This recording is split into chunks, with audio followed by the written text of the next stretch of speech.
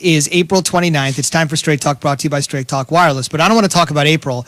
I want to talk about June, not the month, the guy, June Jones. For those that may not be familiar, he spent decades coaching in the CFL, the NFL, and college football, SMU, Hawaii. He was the head coach of the Atlanta Falcons, interim head coach of the then San Diego Chargers. I mean, he's got a resume for sure. Latest guy, and Key said this last week, predictably, that it was going to happen, and it's happened, that right now for Trevor Lawrence, right now, all we need to do is pick those nits, find those little things that we've been praising him for before. This is June Jones, the latest to weigh in on maybe, just maybe, Lawrence not being the guy everyone thinks he is at the top of the draft. This is from Yahoo Sports over the weekend in an interview he conducted with them. Quote, "Hey, I do like him." Him here is Lawrence. "Hey, I do like him, but I would not take him with the first pick, though.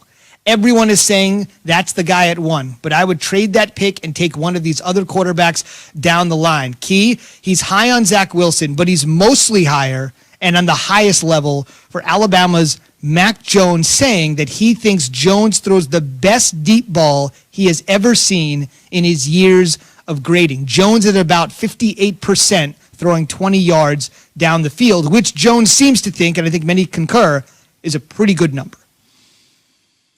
Well, here's what I would say about when you start to look at these quarterbacks, or any position for that matter. And as we started this show and we got off to in college football, Jay and Z, and the conversations were coming up back in October.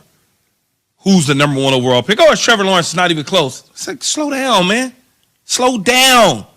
Because when you get to the offseason and these coaches and general managers and personnel people or people that they may lean on to get information from have yet to evaluate the prospects. They have to start the due diligence process when the season's over in college football as a whole. Then they start to poke holes in players and start to really judge guys. There's guys that come out of nowhere, man. There's somebody at one of these small schools somewhere we know nothing about, then all of a sudden, bam, he's the number 1 left tackle, or he's the number 2 this. Because now they finally get an opportunity to break down every single throw, break down all the mechanics. Who are you throwing to? What offensive system are you in? How fast is the ball coming out of your hand? What is it that your feet look like? Are you getting crossed over? All of the little things that you may think, well, has nothing to do with him playing football. Well, it really does in the end. And this thing will go back and forward, back and forward. He may have him at 3. Somebody else will put Justin Fields in front of him. He may drop to 4. Just think about it. It happens. It just happens, and this is just one person, and I'm sure as time goes on, there'll be others that say, you know, we like Trevor Lawrence, but. And then they'll start talking about his shoulder, even though it's the opposite shoulder from where his throwing shoulder. It's the other shoulder. They'll start talking about that. Oh, how's that going to affect him? Well, it's not going to affect him. Well, when he turns his shoulder, it could, all the unnecessary stuff. In the end, he still will be one of the top quarterbacks taken. I know we said slow down about Trevor Lawrence being the first pick in the draft, but I'm going to speed it up because Trevor Lawrence is going to be the first pick in the draft. Everybody's entitled to their opinions, but Key, you and I know this as being an athlete and also being in part of media. Wow. We look for things to talk about. Well, you're not part of the media. I forgot. You just work with us every day. But people need things to talk about, and everybody is entitled to their opinion, but now everybody's microphone gets amplified. So I respect people's opinions to a degree, but that doesn't mean that Trevor Lawrence is not going 1 to Jacksonville. Well, if you're Urban Meyer in this situation, you need a star-studded quarterback to come in to your franchise, and there's a reason why he took the job in the first place, and Trevor Lawrence's resume speaks for itself. It does, Jay. He's done a terrific job in college football, but what I would say is June Jones isn't saying – what he's saying is essentially what I've always said. Is I'm looking for value for that pick. If I can trade out of the number 2, the number 1 spot, and I can still get a quarterback, even though people want to separate Trevor Lawrence from the other quarterbacks and make it seem like he's a 9 and the rest of them are 5 and it's not even close and all that, when you break it all the way down, all of those guys are interchangeable to a degree.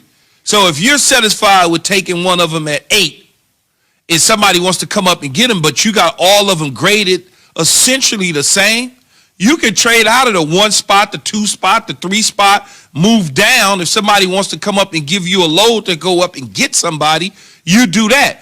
those guys, and I understand mock drafts, they're not all going 1, 2, 3, 4. Some of them, they may go in the first round, but you won't see that 1, 2, 3, 4 type situation that we keep hearing about. That somebody will go 3, somebody will go 9, another person will go 17. That's what you're going to see come draft time. Every time I see this, Key, I go to, all right, who's trying to position themselves? When I hear things like this, like Mac Jones is the quarterback, all right, like who's trying to position Mac Jones to potentially get taken higher so another quarterback, like it's all that stuff. Like, let me position Mac Jones this way so you don't focus on Zach Wilson. Let me position Zach Wilson this way so you don't focus on Trey Lance. Like, there's so much maneuvering here, it makes me confused sometimes. Straight Talk Wireless, no contract, no compromise. Key says, just wait till you hear about Trevor Lawrence. The one thing you're going to start to hear about Mac Jones sooner rather than later, if it's not out there, is how immobile he is. Key talked about last week what you need to do at That's the another NFL level thing, right? with the arms and the legs. That guy has been a statue. You think Phil Rivers was a statue last year after all the years in the league. Mac is a guy that absolutely just literally stands there and doesn't do anything except throw great passes. I'm not taking anything away from him. You'll start to hear he has gravy boots. You know what gravy boots are? What are gravy boots? Can't pick his feet up too heavy. Heavy.